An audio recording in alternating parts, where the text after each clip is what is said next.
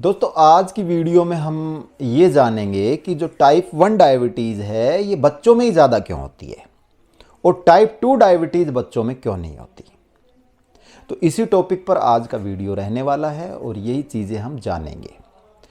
तो सबसे पहले हम डायबिटीज़ को अगर समझें तो टाइप 1 डायबिटीज़ में जो है वो पेन क्रिया बिल्कुल काम नहीं करती और इंसुलिन बॉडी में बनता नहीं है, बाहर से इंसुलिन लेना पड़ता है। और जो टाइप 2 डायबिटीज़ होती है इसमें पेन क्रियाज में इंसुलिन तो बनता है लेकिन या तो वो कम मात्रा में बनता है या फिर आपकी जो बॉडी है वो इंसुलिन को रेजिस्टेंस करने लग गई है, इसलिए शुगर कंट्रोल नहीं हो रहा। तो ये टाइप 2 डायबिटीज़ है। अब टाइप 1 डायबिटीज़ बहुत कम होती है, ऑल वर्ल्ड में 5 से 7% लोगों को टाइप 1 डायबिटीज़ है और ज़्यादातर बच्चों में होती है, जेनेटिक होती है। लेकिन type 2 diabetes all over world में हर तीसरे इंसान को है। तो भाई हर तीसरे इंसान को टाइप 2 डायबिटीज़ है, तो फिर बच्चों को टाइप 2 डायबिटीज़ क्यों नहीं है, उनको टाइप 1 ही क्यों होती है। तो यही चीज़ें हैं। अब इस चीज़ों को समझने से पहले हमें टाइप 1 डायबिटीज़ के होने के कारण के ऊपर डिस्कस करना होगा। तो दोस्तों टाइप 1 डायबिटीज़ में होने का जो कारण होता है ना वो जेनेटिक होता है, ज़्यादातर जन्मजात। अब जन्मजात कैसे होता है कि जैसे मान लो दादा के था तो बाप के भी हुआ है टाइप 1, बाप के है तो बेटे के भी होगा, चांसेस है कि उसको भी होगा, क्योंकि उनके जीन्स के अंदर ये चीज़ें हैं। अब जीन्स में क्या है, अब जीन्स को समझने के लिए दोस्तों हमें समझना पड़ेगा कि टाइप 1 डायबिटीज़ का जो मेजर होने का जो कारण है ना वो जन्मजात है। और जो हमारी जो इम्यून सिस्टम है, हमारी जो रोग प्रतिरोधक क्षमता है, ये रोग प्रतिरोधक क्षमता ही हमारे बीटा सेल्स की दुश्मन बन जाती है। अब इस रोग प्रतिरोधक क्षमता को थोड़ा समझ लेते हैं। तो दोस्तों इस पे एक उदाहरण दे के समझ लेते हैं कि जैसे मान लो एक दुश्मन देश है और एक मान लो भारत और पाकिस्तान की बात करें, तो भाई शरद के ऊपर हमें कैसे पता लगेगा कि पाकिस्तानी सैनिक है? उसकी वेशभूषा से, उसकी ड्रेस से ही तो पता लगेगा ना। अगर देख लिया यार, हमें देख लिया कि यार ये मेरे देश का सैनिक नहीं है, दूसरे देश का, यार वो घुसपैठ कर रहा है, तो हमारा सैनिक उसको शूट कर देगा क्योंकि उसकी ड्रेस वेशभूषा अलग है। इसी तरीके से हमारा जो इम्यून सिस्टम है उसको एक सैनिक समझ लो, वो सैनिक है। और जो बाहर से घुसपैठिए घुसते हैं, जो वायरस विषाणु जीवाणु घुसते हैं जो हमें बीमार करते हैं, तो वो उनको पहचानता है उनका स्ट्रक्चर देख के, उनकी बनावट देख के, क्योंकि वायरस जो है वो प्रोटीन का बना होता है, उसका स्ट्रक्चर अलग अलग होते हैं। तो वो जो हमारा इम्यून सिस्टम है वो सैनिक है, वो उनको पहचान लेता है, यार ये मेरे शरीर का हिस्सा नहीं है, ये बाहर का घुसपैठिया है, दुश्मन है, वो उसको शूट कर देंगे। अब इम्यून सिस्टम सारे के सारे विषाणु जीवाणुओं को मार देगा और वो हमें बचा लेगा हमारे शरीर को बीमार होने से। कई बार क्या होता है दोस्तों, जब बीटा सेल्स ग्रो करते हैं, जब बच्चा पैदा होता है और उसके बीटा सेल्स ग्रो करते हैं, तो बीटा सेल्स जो होते हैं ये भी प्रोटीन के बने हुए होते हैं। तो इनकी बनावट कुछ अलग हो जाती है जेनेटिक कारण से। ठीक है, जो जेनेटिक मैंने बताया था कि जेनेटिक ये बीमारी है, तो जेनेटिक कारण से इन बीटा सेल्स की बनावट कुछ अलग हो जाती है। तो और वो जो इम्यून सिस्टम है ना वो कंफ्यूज हो जाता है, उसको लगता है कि यार इसकी वर्दी अलग है, इसकी बनावट अलग है, ये दुश्मन है, ये मेरे शरीर का हिस्सा नहीं है। वो बीटा सेल्स को शूट करना शुरू कर देता है। बीटा सेल्स वैसे ग्रो करते हैं, चैन सिस्टम की तरह बढ़ते हैं, बच्चों में जल्दी बढ़ते हैं, युवाओं में थोड़ा धीरे बढ़ते हैं, लेकिन कब तक बढ़ेंगे? एक टाइम के बाद उनका ग्रो सिस्टम, उनका जो चैन है 1 से 2, 2 से 4, वो बंद हो जाता है। लेकिन वो जो इम्यून सिस्टम है वो तो उसको दुश्मन समझ के शूट करता रहेगा ना। एक दिन ऐसा आता है कि वो सारे के सारे बीटा सेल्स को शूट कर देता है। और वो क्योंकि वो रोग प्रतिरोधक क्षमता तो हमारे शरीर की है ना भाई, वो तो हट ही नहीं सकती। जब अपने ही अपनों का दुश्मन हो जाएंगे तो फिर कौन बचाएगा?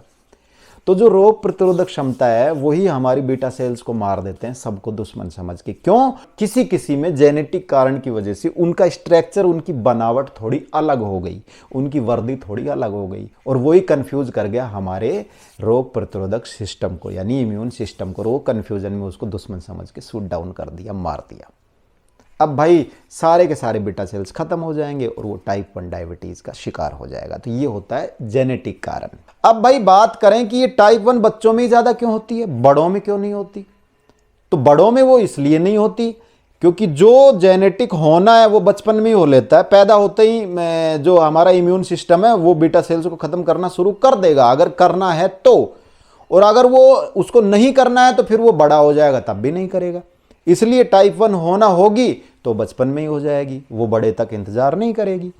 दूसरा, बच्चों में टाइप 2 डायबिटीज इसलिए नहीं होती क्योंकि उनकी पेनक्रियाज हेल्दी होती है, क्योंकि अभी उनका जन्म हुआ है, टीन एज में है, बच्चे हैं वो, अभी तो उनके अंदर बहुत अच्छे बीटा सेल्स काम कर रहे हैं, पूरे बीटा सेल्स हैं, ठीक है। चाहे वो कुछ भी खाएं, कैसा भी अनाप शनाप खाएं, तो उनके अंदर इंसुलिन प्रॉपर बन रहा है, तो टाइप 2 होने का तो मतलब ही नहीं है।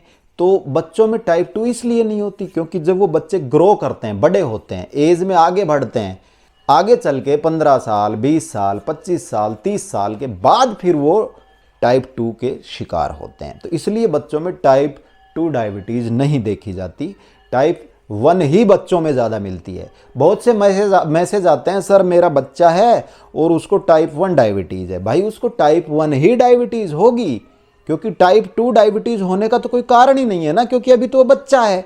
अगर वो अनाप शनाप भी खाएगा, कितना ही अपनी पेनक्रियाज पे अत्याचार करेगा, तब भी उसको 10-12 साल तो लगेंगे ना पेनक्रियाज खराब करने में। तो अभी तो टाइप 2 उसको हो भी नहीं सकती। बच्चे अगर छोटे हैं और उनको डायबिटीज है तो 99% उनको टाइप 1 ही डायबिटीज है। क्यों? क्योंकि उनकी रोग प्रतिरोधक क्षमता ने उनकी बीटा सेल्स को खत्म कर दिए। उनको जेनेटिक है, उनके दादा को रही होगी या बापू को रही होगी, तो बच्चे में आ गई। इसलिए बच्चों में टाइप 1 डायबिटीज ज़्यादा मिलती है, टाइप 2 डायबिटीज बच्चों में नहीं मिलती। अब टाइप 1 डायबिटीज़ बच्चों के हो गई, उनको लाइफ टाइम के लिए इंसुलिन पे रखना पड़ेगा, उनको बाहर से इंसुलिन देना पड़ेगा। बहुत से लोग सवाल पूछते हैं, मेरा बच्चा बहुत छोटा है, इसको टाइप 1 डायबिटीज़ है, अब मैं क्या करूं? भाई प्रकृति ने उनके साथ खेल खेल दिया, अब उनको इंसुलिन तो लाइफ टाइम लेना पड़ेगा। लेकिन हाँ, ये भी सच है, वो प्रॉपर डोज में इंसुलिन लेगा तो उसमें और नॉर्मल व्यक्ति में कोई फ़र्क नहीं है। जो एक नॉर्मल व्यक्ति काम कर सकता है वो व्यक्ति भी काम कर सकता है। फर्क सिर्फ इतना है कि नॉर्मल इंसान की पेनक्रियाज इंसुलिन बना रही है और जो डायबिटिक है टाइप 1 उसकी पेनक्रिया इंसुलिन नहीं बना रही, वो बाहर से इंसुलिन ले रहा है। अब वो चाहे इंसुलिन पेनक्रियाज बनाए चाहे बाहर से ले, इंसुलिन होता है दोस्तों। और जब बॉडी में इंसुलिन पहुंच जाता है तो डायबिटिक पेशेंट भी नॉर्मल पेशेंट की तरह बिहेव करता है। जो नॉर्मल इंसान काम कर सकता है लाइफ में, वो सारे काम वो टाइप 1 डायबिटिक पेशेंट भी कर सकता है, उनमें फ़र्क नहीं है। चाहे जिम जाना, एक्सरसाइज करना, दौड़ना, भागना, कूदना, फादना, जो नॉर्मल इंसान कर सकता है वही डायबिटिक पेशेंट भी कर सकता है। एक सवाल बहुत अच्छा पूछा एक भाई ने कि सर टाइप 1 डायबिटीज़ में कि जो वैवाहिक जो संबंध है वो सही रहते हैं? क्यों नहीं रहेंगे भाई, नॉर्मली तो है वो इंसान, बस इंसुलिन बाहर से ले रहा है, तो वैवाहिक संबंध भी नॉर्मल इंसान की तरह ही रहेंगे। तो दोस्तों यही मेरा सवाल था कि बच्चों को टाइप 1 डायबिटीज ही ज़्यादा क्यों होती है, टाइप 2 क्यों नहीं होती, और उसका यही जवाब था जो मैंने आपको बताया। उम्मीद है आपको पूरा चैप्टर क्लियर समझ में आ गया होगा। वीडियो अच्छी लगी तो इसे शेयर जरूर कर दीजिएगा। चैनल पर नए हैं तो सब्सक्राइब कर लीजिएगा, साथ ही नोटिफिकेशन बेल को दबा दीजिएगा ताकि जो भी मैं वीडियो डालूँ उसकी नोटिफिकेशन तुरंत आपको मिल जाए। इस वीडियो में इतना ही, फिर मिलेंगे किसी नई वीडियो नए टॉपिक के साथ। तब तक के लिए अपने दोस्त राजवीर को दीजिए इजाज़त। जय हिंद, बाय बाय।